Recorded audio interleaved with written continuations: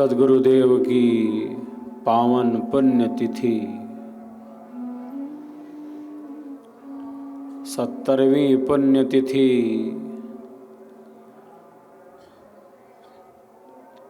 वहीं पर मना रहे हैं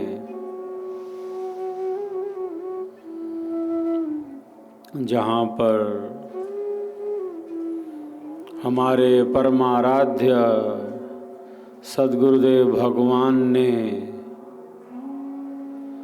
1954 में योग मुद्रा में स्थित होकर अपने भौतिक शरीर का परित्याग किया था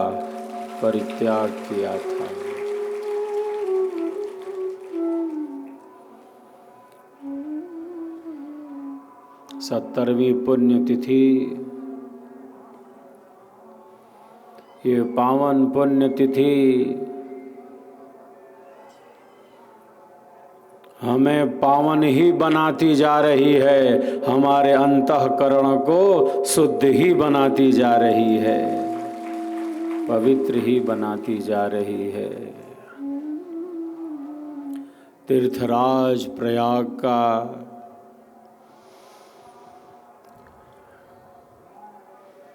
यह पावन क्षेत्र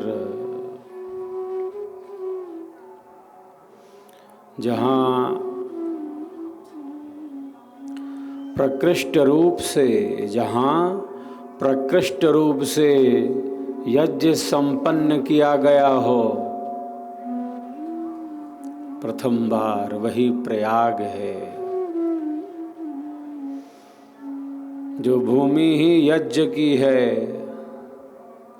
हम सबके पूर्वजों ऋषियों की यह पावन धरा जहाँ प्रकृष्ट रूप से यज्ञ किया गया हो, उसी पावन भूमि पर आज बसंत पंचमी से 5 दिवसीय महायज्ञ हो रहा है।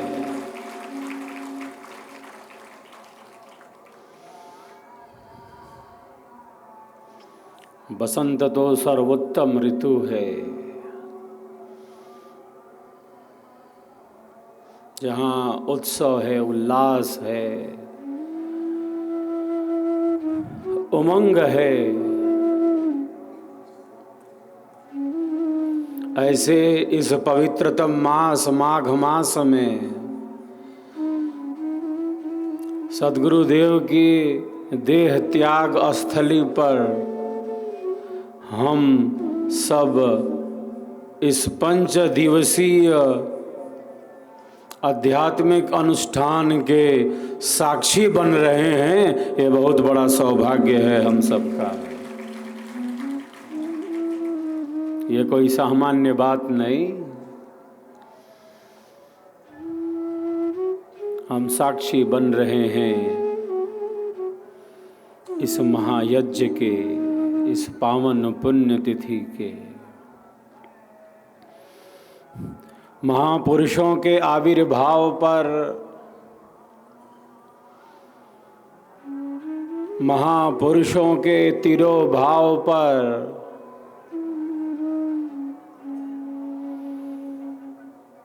उत्सव आदि का आयोजन करना तो हमारी भारतीय संस्कृति की परंपरा में है।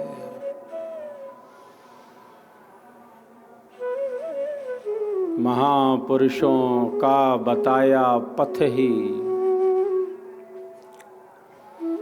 हम सबों के लिए कल्याणकारी है।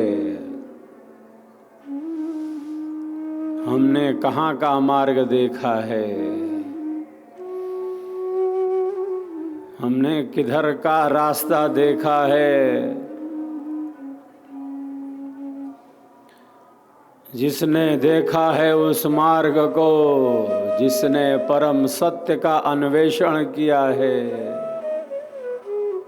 साधना की अतल गहराई में पहुंचकर हमारे परमाराध्य सद्गुरुदेव भगवान ने, जिनकी हम पावन पुण्यतिथि मना रहे हैं, साधना की अतल गहराई में पहुंचकर हमारे अमर सद्गुरुदेव ने अध्यात्म के सर्वोच्च शिखर को प्राप्त कर लिया, उसका अनुभव कर लिया।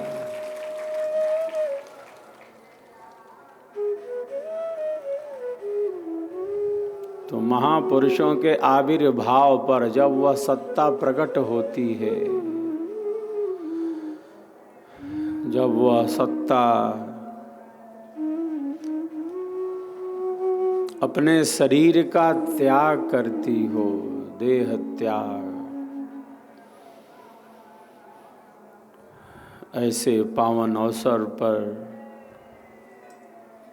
हम सभी विहंगम योगी सद्गुरुदेव की पुण्य स्मृति में अपने जीवन को ब्रह्म विद्या के सिद्धांतों में ही गतिमान रखने का ही तो संकल्प लेते हैं। इस 5 दिवसीय आयोजन में हम अपने संकल्पों को और मजबूत बना रहे हैं और दृढ़ बना रहे हैं।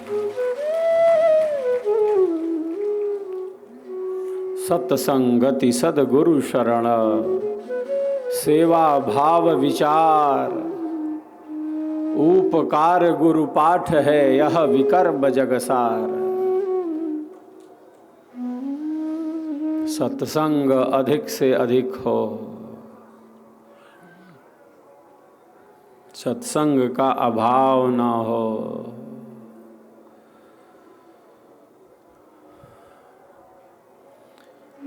जिस प्रकार लोहे को चोटिल करके इच्छित आकार का बना दिया जाता है, जिस प्रकार उसकी उपयोगिता हो, लोहे को चोट पहुंचाकर इच्छित आकार का बना दिया जाता है, जहां जिस प्रकार उसकी उपयोगिता हो, उसी प्रकार आध्यात्मिक सत्संगति से, सत्संग से, स्वरवेद के हथौड़े से, सद्गुरु के ज्ञान के प्रकाश से इस अशांत मन को, इस अनियंत्रित मन को, इस दुराग्रही मन को, इस अवगुणी मन को सद्गुणी बनाया जाता है। सद्गुणी मन को सत्संग की धार चाहिए। जिस प्रकार हमारा मन मनन करता है,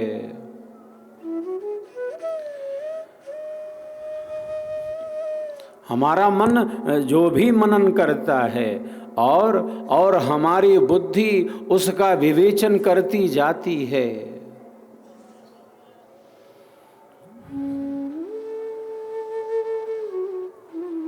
वस्तुतः हम वही हो जाते हैं। जिस प्रकार हमारे मन का मनन है और हमारी बुद्धि का विवेचन है, वस्तुतः हम वही हो जाते हैं। जैसा हम सोचते हैं, जिस प्रकार हमारे मन की स्थिति है, जिस प्रकार हमारे विचारों की स्थिति है,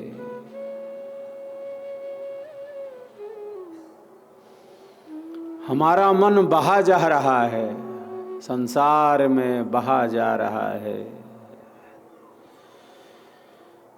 मैं, तू, यह, वह। हमारा मन बाह्य संपर्क में है।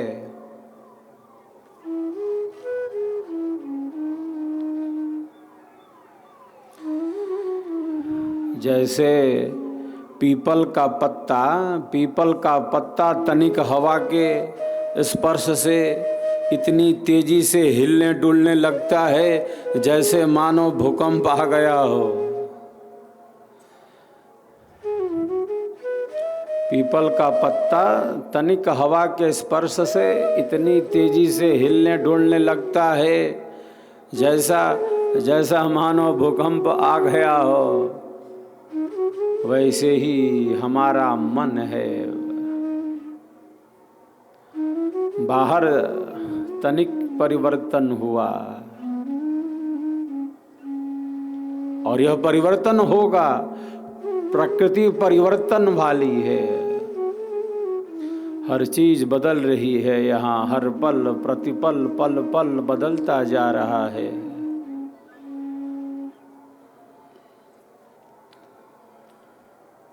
ये सुबह है, ये शाम है, ये दिन है, ये रात है।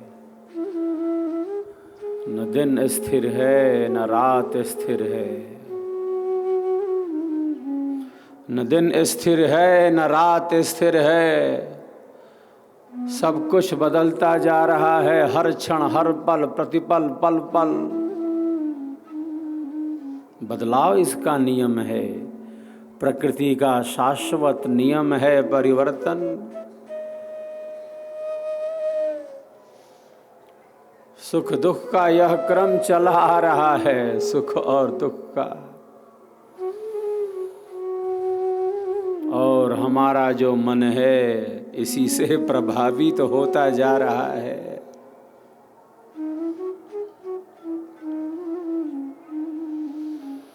सुखों के मिलने पर अत्यधिक प्रसन्न ना हो। सुखों के मिलने पर जो अत्यधिक प्रसन्न हो जाता है, अत्यधिक दुख प्राप्त होने पर उसकी क्या स्थिति होगी।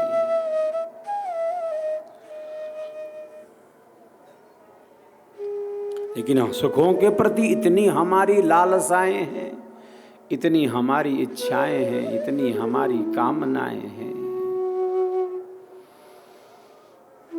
संसार में इतनी आसक्ति है। धर्म पूर्वक अर्थ की प्राप्ति, धर्म पूर्वक काम का सेवन तो उपयोगी है,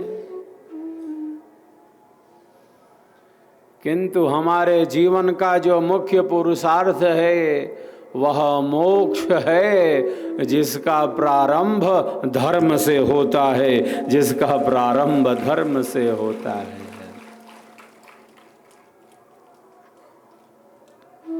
इस बिखरते हुए मन को, इस बहे जा रहे मन को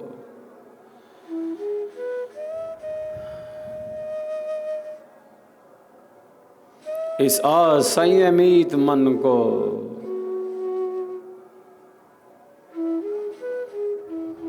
जो ब्रह्म विद्या का पथिक है, जो विहंगम योगी है, योग युक्ति से, ज्ञान युक्ति से, विवेक की युक्ति से नियंत्रित करता है। विचारों के उतार चढ़ाव पर नियंत्रण प्राप्त करने लगता है।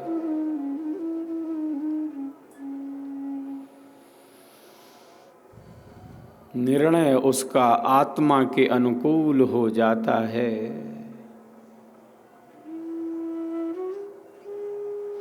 मैं प्रायः कहता रहता हूँ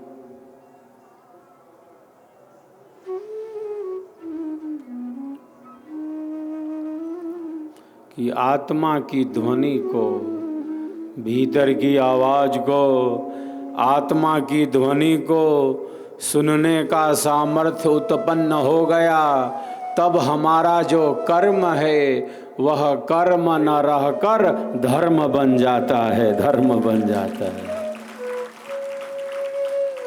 हम सदैव श्रेष्ठता और सुचिता के ही पथ पर आगे बढ़ेंगे। कब? जब हमारा जो मन है वह आत्मिक है, आत्मा के अनुकूल है।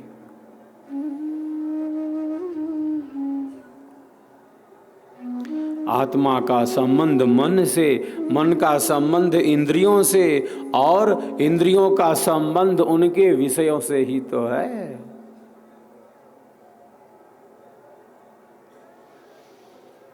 तो मन के किसी भी विचार पर बुद्धि का निर्णय हो जाए और वह निर्णय जो बुद्धि ने लिया मन के विचारों पर, वह मन का विचार आत्मा के अनुकूल नहीं है, तब अधोगति है। आत्मा की ध्वनि को, भीतर की आवाज को सुनने का जो सामर्थ्य है वह ब्रह्म विद्या का ही पथिक उत्पन्न कर लेता है। इतनी आंतरिक शक्ति होती है उसके पास। बाहर का बदलाव तो है, संसार के सुखों में, संसार के सुखों में, और सुख भी कैसे, जैसे बिल्कुल अल्प हों, विनाशी हों, मिटने वाले हों, बदलने वाले हों। सुख भी ऐसे जिसमें दुख भरे पड़े हों।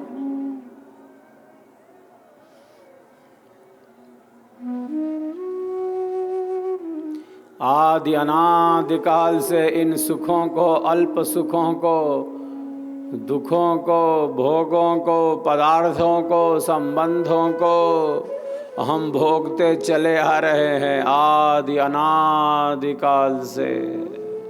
मैं तू यह वह, मेरा तेरा, अनंत अनंत जन्म और जीवनों से यह सब घटित होता चला आ रहा है।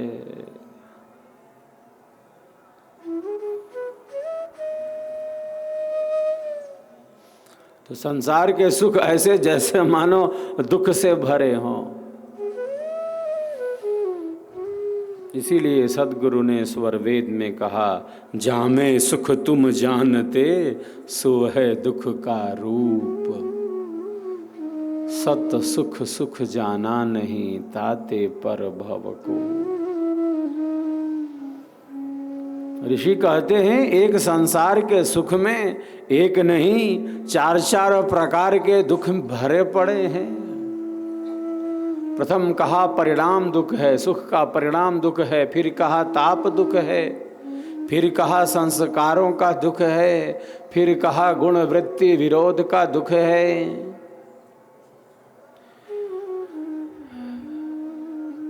एक सुख में एक दुख होता तो चलो सुख दुख मिश्रित है, यहाँ तो कहने का सुख है उस सुख में चार चार प्रकार के दुख भरे पड़े हैं।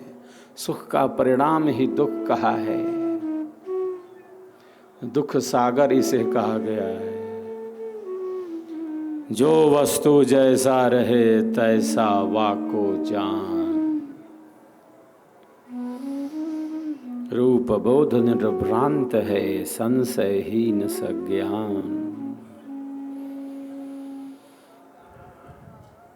जो चीज जैसी हो उसको वैसा ही जानना विद्या और ज्ञान का वास्तविक लक्षण है। जो संसार में ही, इन भोगों, इन पदार्थों में ही संपूर्ण सुख देखता हो, जानता हो, वो भला आत्म कल्याण का मार्ग कैसे आगे बढ़ा पाएगा जो संसार में ही सब सुख ढूंढना चाहता है। जो संसार के सुखों में, भोगों में, पदार्थों में गहन आसक्त है, वो आत्म कल्याण के मार्ग में कैसे बढ़ेगा। तो किस प्रकार एक सम्यक दृष्टि हो, एक समत्व हो। समत्वम योग उच्यते, बैलेंस योग है। संतुलन कैसे हो भौतिकता और आध्यात्मिकता का, हमारी दृष्टि कहाँ है, किस आधार पर आधारित होकर हम अपने कर्मों का संपादन कर रहे हैं, लक्ष्य क्या है, उद्देश्य क्या है। यह बहुत ही महत्वपूर्ण है। वही कार्य हमारा कर्म है और वही कार्य सेवा हो सकती है, सेवा कहलाती है। बस हमारी स्थिति क्या है, हम कहाँ हैं।